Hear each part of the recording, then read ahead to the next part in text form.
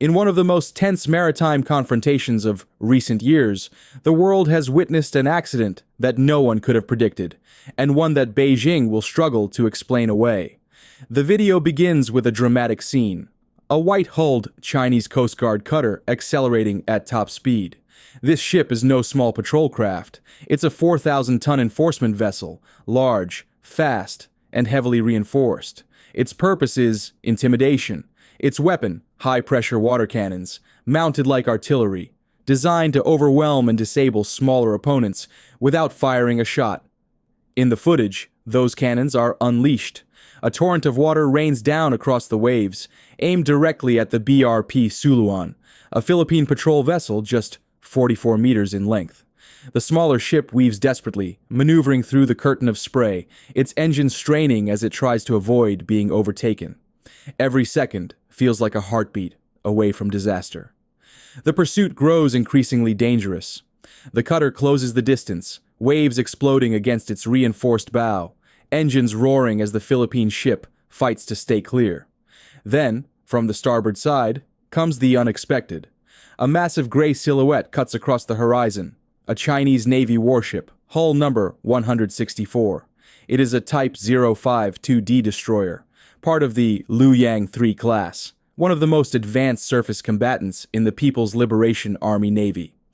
Weighing over 7,500 tons, equipped with phased array radar, long-range missiles, and modern command systems, this ship is built for high-end warfare, capable of engaging aircraft, ships, submarines, and land targets. In almost any naval encounter, it would be the most powerful vessel present. But here, in these tight contested waters, it becomes a liability. The destroyer moves directly across the cutter's bow. For the Coast Guard vessel charging forward at high speed, there is no room to maneuver. Seconds tick away. The crew has no space to turn, no time to reverse. The collision is inevitable. Steel meets steel in a violent impact. The destroyer's reinforced hull tears into the cutter's bow, crumpling metal as if it were paper. The sound of grinding steel echoes across the water. Both ships lurch under the force, sending shock waves through their decks. What was meant to be a demonstration of Chinese resolve instantly collapses into a humiliating spectacle. The damage is severe. The Coast Guard cutter's forward section is wrecked, its bow flattened, deck equipment ripped away, navigation systems compromised. Analysts say the vessel is now effectively unseaworthy, requiring months of repairs before it could ever return to active duty. The destroyer itself suffers visible damage to its port side plating, though it remains operational. As the dust settles, the Philippine Navy radios an immediate offer of assistance, including medical aid for any injured sailors. Beijing does not respond. Instead, Chinese authorities issue a statement accusing the Philippines of illegal intrusion near Scarborough Shoal, insisting that Chinese operations were lawful and professional. Yet the images from the collision speak louder than official words, raising an uncomfortable question. If China cannot control the actions of its own Coast Guard and Navy, how much control does it truly have in these waters? This incident involved one of China's most prized warships, the Type 05 2D destroyer. Armed with a 64-cell vertical launch system, advanced anti-air and anti-ship missiles, and a state-of-the-art radar suite, it represents the backbone of China's modern surface fleet. With more than 24 in service, each costing around $1.5 billion, they are symbols of China's rise as a naval power. Yet on this day, the pride of the PLA Navy was reduced to a dangerous obstacle in a confrontation with its own Coast Guard. The stage for this collision is the South China Sea, one of the world's most contested maritime arenas. At its heart lies Scarborough Shoal, known in the Philippines as Bajo de Masinloc, and in China as Huangyandao. On a map, it appears as little more than a cluster of rocks and reefs. In reality, it is a flashpoint of immense strategic and economic importance. For generations, its waters have provided rich fishing grounds that sustain coastal communities.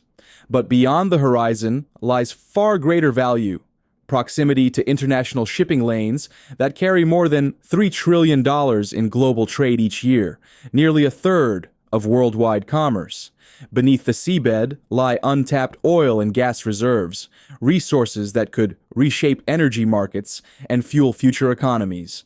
Control of this sea is not simply about territory, it is about power. Whoever dominates these waters gains leverage over resources, trade, and military positioning in one of the most vital regions on Earth. The South China Sea is claimed by multiple nations: Vietnam, Malaysia, Brunei, Taiwan, and the Philippines. But Beijing's claim is the most sweeping. Using its controversial nine-dash line, China asserts sovereignty over nearly the entire region, a claim rejected by international tribunals, but enforced through sheer presence. Over the past decade, China has transformed reefs into fortified islands, complete with airstrips, radar domes, missile batteries, and hardened bunkers. These artificial islands function as unsinkable aircraft carriers, extending China's reach deep into contested waters. In response, the United States and its allies have conducted freedom of navigation patrols, carrier strike groups led by nuclear-powered supercarriers like the USS Ronald Reagan, USS Theodore Roosevelt, and USS Nimitz regularly enter the region, accompanied by Arleigh Burke-class destroyers and Ticonderoga-class cruisers, all armed with the Aegis combat system. These patrols challenge Beijing's territorial ambitions and reassure regional allies that international waters remain free. Some American ships have sailed within just 12 nautical miles of Chinese-held outposts, triggering tense shadowing by the PLA Navy. Each encounter carries risk. One miscalculation, one wrong maneuver, could spark a crisis with global consequences. And this is what makes the Chinese-on-Chinese collision so revealing. If China's Navy and Coast Guard can collide with each other in these crowded waters, what happens when the ships involved belong to rival powers? Today, the South China Sea is saturated with military presence. Chinese cutters, destroyers, frigates, and missile boats patrol daily. Amphibious assault ships loom large on the horizon. Above them, USP-8, a Poseidon reconnaissance aircraft circle, scanning every radar pulse, every movement at sea. Nothing goes unnoticed in this vast, high-stakes chessboard. Yet, accidents are inevitable.